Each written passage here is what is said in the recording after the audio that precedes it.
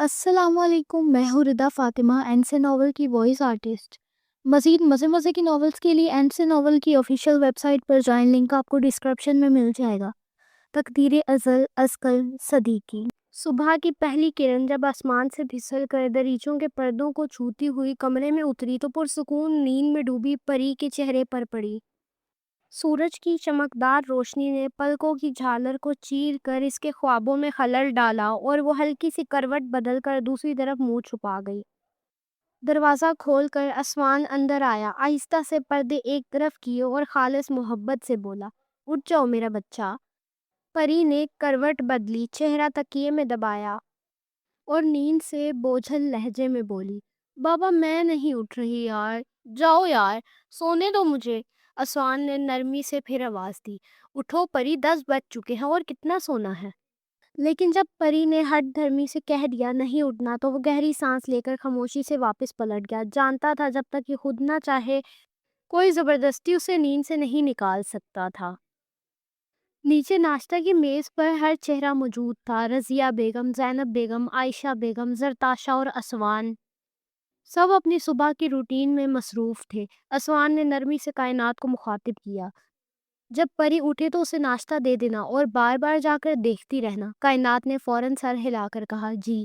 Aswan نے اب نرمی سے کہا، اور سنو، زائدان کو بھی ناشتہ دے آؤ۔ کائنات ذرا رک سی گئی، وہ کہنا چاہتی تھی کہ وہ وہاں نہیں جانا چاہتی، مگر الفاظ کچھ اور ادا ہوئے۔ وہ کیا وہ اٹھ گئے ہوں گے اس وقت؟ اسوان نے آنکھوں میں ہلکی سی سنجیدگی لاتے ہوئے کہا، پتہ نہیں، جا کر چیک تو کرو۔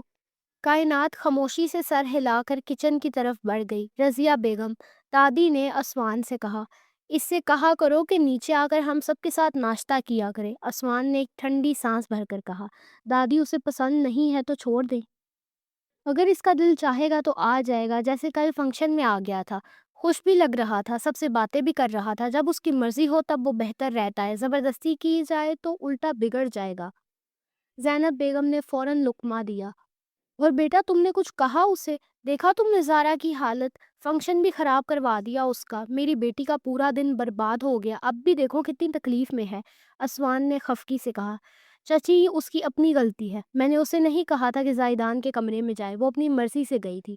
رضیہ بیگم نے سر ہلا کر تائید کی، ہاں یہ تو کائنات کو کہا تھا، یہ خود گئی تھی۔ زرتاشا نے جلدی سے تردید کی، جی نہیں، کائنات نے آ کر اسے کہا تھا۔ اسوان کی آنکھوں میں غصے کی چمک لہرائی، تو تم دونوں کائنات کی کب سے سننے لگی؟ اسی لمحے مریم بیگم جو ناشتہ لگا رہی تھی سب کچھ خاموشی سے سن رہی تھی۔ ان کے دل میں ایک قرب سا اٹھا، کیا واقعی اس پورے گھر میں کوئی ایسا تھا جو ان کی بیٹی کائنات کا محافظ ہو؟ اسوان، جسے وہ بھروسے کا پہاڑ سمجھتی تھی، کیا وہ خود اسے بار بار زائدان جیسے شخص کے کمرے میں بھیجنے والا نہیں تھا؟ اگر اسے واقعی کائنات کی فکر ہوتی تو کیا ایسا کرتا؟ اسوان کے سپاٹ چہرے پر نہ کوئی ندامت تھی نہ کوئی احساس۔ زارا کا دل ٹوٹ کر رہ گیا، کیا واقعی اسوان کو اس کی کوئی پرواہ نہیں؟ کاش وہ صرف تھوڑی سی فکر، تھوڑا سا خیال ہی دکھا دیتا۔ اور پھر عائشہ بیگم کی سخت آواز سنائی دی، ہاں تم اپنی بیٹیوں کو میرے بیٹے سے دور رکھو، یہی بہتر ہے۔ وہ خود اپنے کمرے سے باہر نہیں آتا، ان سے کہو کہ اس کے کمرے میں نہ جایا کریں۔ زینب بیگم نے جھنجھلا کر کہا، بس کر دیں، آپ بھی ہمیشہ اپنے بیٹے کا ہی دفاع کرتی ہیں، آخر غلطی تو زائدان کی ہی ہے۔ عائشہ بیگم نے تیز لہجے میں پلٹ کر جواب دیا، زائدان کسی کو بلاتا نہیں ہے اپنے پاس، نہ ہی وہ خود کسی کے روم میں جاتا ہے، بس اپنے کمرے میں ہی تو رہتا ہے۔ اب یہ خود اس کے پاس جائیں گی تو یہ تو ہوگا ہی نا۔ رضیہ بیگم نے تھوڑا سخت لہجہ اختیار کیا اور بولی، بس اب مزید بحث کی ضرورت نہیں، زارا اور زرتاشا کو زائدان کے کمرے میں جانے کی بالکل ضرورت نہیں ہے۔ چاہے اسوان کہے، کائنات کہے یا ہم بھی کہیں، تم دونوں کو اس کے کمرے میں قدم نہیں رکھنا۔ اب سب خاموش ہو گئے۔ ہمیشہ کی طرح اس بار بھی زائدان پر کوئی حرف نہ آیا اور قصور کا بوجھ دوسروں کے کندھوں پر ڈال دیا گیا۔ کچن کی حدت سے نکلی کائنات جیسے ہی زائدان کے کمرے کی طرف بڑھی، اس کے قدم بوجھل تھے، دل بے قابو دھڑک رہا تھا اور ہاتھ لرزتے جا رہے تھے۔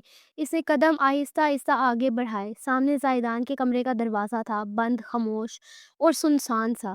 ایک لمحے کو سانس روکی، پھر ہمت جٹا کر دروازے پر ہلکی سی دستک دی، کوئی جواب نہ آیا۔ تھوڑا سا اور حوصلہ کیا، ایک بار پھر دستک دی، پھر بھی خاموشی۔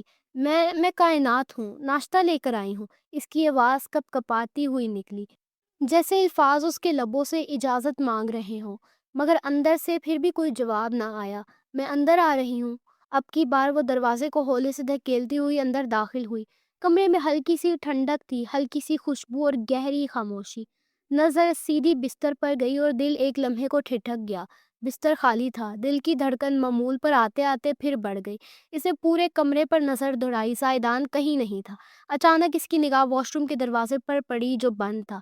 ایک ہلکی سی امید، ایک خاموش سا شکر اس کے دل میں امڑ آیا۔ اللہ تیرا شکر ہے، دل نے بے آواز کہا، تو نے آج مجھے بچا لیا۔ کائنات نے کانپتے ہاتھوں سے ناشتے کی ٹرے سائڈ ٹیبل پر رکھی اور ہلکی آواز میں کہا، میں کائنات آپ کا ناشتہ یہاں رکھ رہی ہوں، کھا لیجئے گا۔ یہ کہہ کر وہ پلٹی اور اس تیز رفتاری سے باہر نکلی جیسے سایہ بھی پیچھا نہ کر سکے۔ چند لمحوں بعد واش روم کا دروازہ کھلا، زائدان باہر آیا، خاموش، بے تاثر، ساکت۔ اس کی نگاہ سیدھی سائڈ ٹیبل پر گئی جہاں ناشتہ رکھا تھا۔ وہ لمحے بھر کے لیے رک گیا، جیسے کسی خاموش پیغام کو پڑھ رہا ہو۔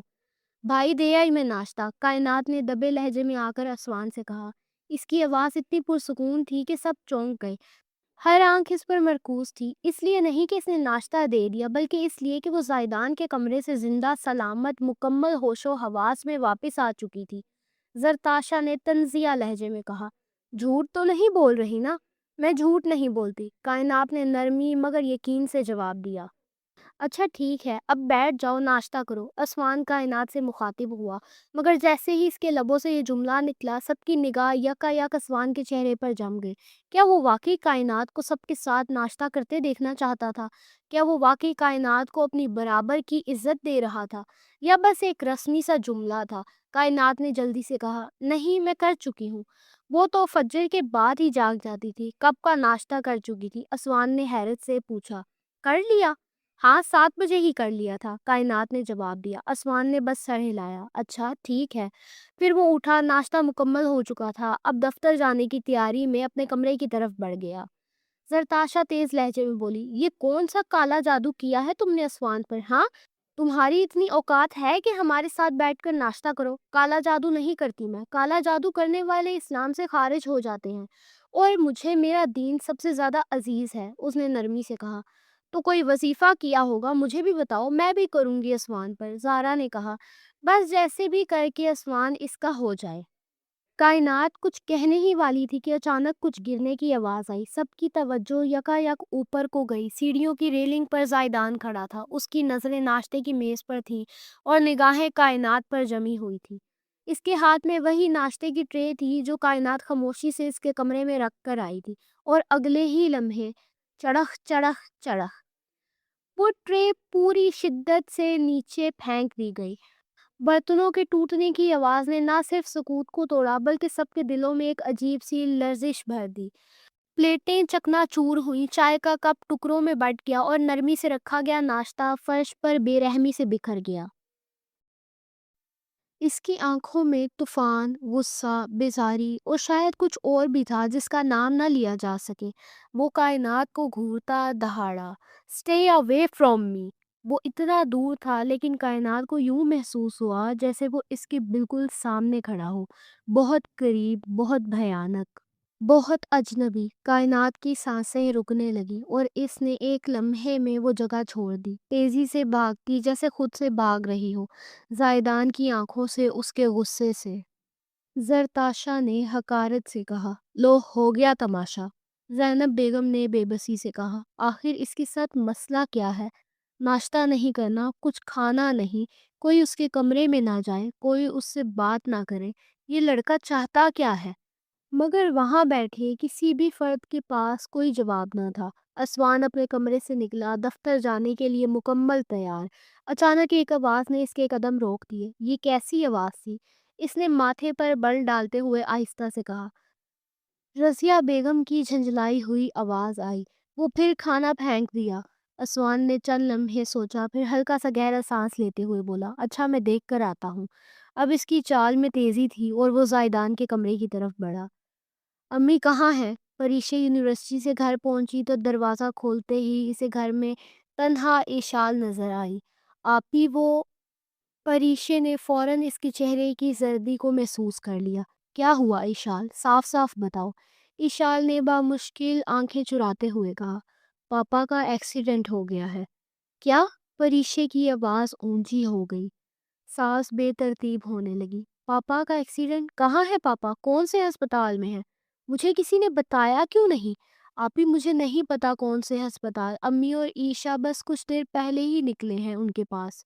یا اللہ! پریشے نے کانپتے ہاتھوں سے بیگ سے فون نکالا، جلدی جلدی اسکرین پر عیشا کا نمبر تلاش کیا۔ اور انوشے وہ کہاں ہے؟ وہ اسکول سے آ کر سو گئی تھی، ہم نے اسے نہیں اٹھایا۔ اچھا کیا۔ یا اللہ! یہ کال کیوں نہیں اٹھا رہی؟ پریشے مسلسل کال ملاتی جا رہی تھی، لیکن دوسری طرف مکمل خاموشی تھی، جیسے سناٹا بس فون لائن کی اس طرف بھی اتر آیا ہو۔ کالز ایک کے بعد ایک، مگر ہر بار وہی نو آنسر۔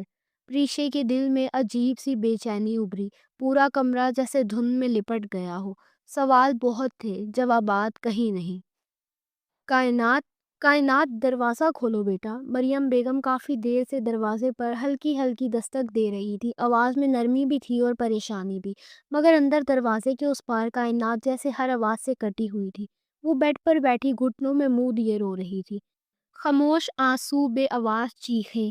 تبھی فون بجا، اس نے آنسوؤں کے بیچ ہاتھ بڑھایا، اسکرین پر ایک جانا پہچانا نام جگمگا رہا تھا۔ ہیرا! کائنات نے فوراً کال اٹھائی، آگے سے ہیرا کی آواز تیزی سے آئی، جیسے خوشخبری سنا رہی ہو۔ کائنات، کائنات، ڈیٹ شیٹ آ گئی ہے، صرف 10 دن رہ گئے ہیں اور پہلا پیپر بائیولوجی کا ہے۔ یہ سنتے ہی کائنات کے چہرے پر جیسے دھوپ اتر آئی ہو، آنسوؤں کے بیچ ہنسی۔ کون ہوتا ہے جو امتحان کی خبر سن کر خوش ہو؟ کیا عجیب لڑکی تھی یہ بھی۔ تم مجھے نوٹ سینڈ کر دو اور ڈیٹ شیٹ بھی، کائنات نے آنسو پونچھتے ہوئے جلدی سے کہا۔ تم رو رہی تھی کائنات؟ ہیرا کا سوال بے ساختہ تھا، جیسے دل نے چھو کر پوچھا ہو۔ نہیں، بس چھوڑو یہ سب، تم یہ بتاؤ اسکالرشپ کے لیے کتنے مارکس چاہیے؟ کیا مجھے مل جائے گی اسکالرشپ؟ ہاں ہاں بالکل ملے گی، بس 19% سے اوپر نمبر لانا، یا اگر 90 بھی آئیں تو اسکالرشپ تمہاری۔ اوہ تھینک یو، میں بعد میں بات کرتی ہوں، مما بلا رہی ہیں۔ یہ کہہ کر اس نے کال کاٹ دی اور پھر اٹھی جیسے خود کو دوبارہ جوڑ لیا ہو، دروازے کی طرف بڑھی اور اسے آہستہ سے کھول دیا۔ سامنے مریم بیگم کھڑی تھی، آنکھوں میں سوال لیے۔ ایسے کون کرتا ہے کائنات؟ کائنات کی آواز لرز رہی تھی، مگر اس میں ایک مضبوطی بھی تھی۔ مما، میرے پیپرز کیا میں دے سکتی ہوں؟ مریم بیگم نے ایک پل کو اسے دیکھا، پھر نرمی سے کہا، ہاں ہاں بالکل دے سکتی ہو میری جان۔ کائنات جیسے یکدم بول پڑی، مما آپ دیکھیے گا، میں پیپرز دوں گی، پھر مجھے اسکالرشپ ملے گی، پھر میں یونیورسٹی جاؤں گی، میں بہت پڑھوں گی، ڈاکٹر بنوں گی اور ہم یہاں سے چلے جائیں گے۔ مریم بیگم نے اس کے سر پر ہاتھ رکھا۔ انشاءاللہ اللہ میری بیٹی کو کامیاب کرے، آمین۔ دعا صرف زبان سے نہیں، دل سے نکلی تھی۔ جاری ہے۔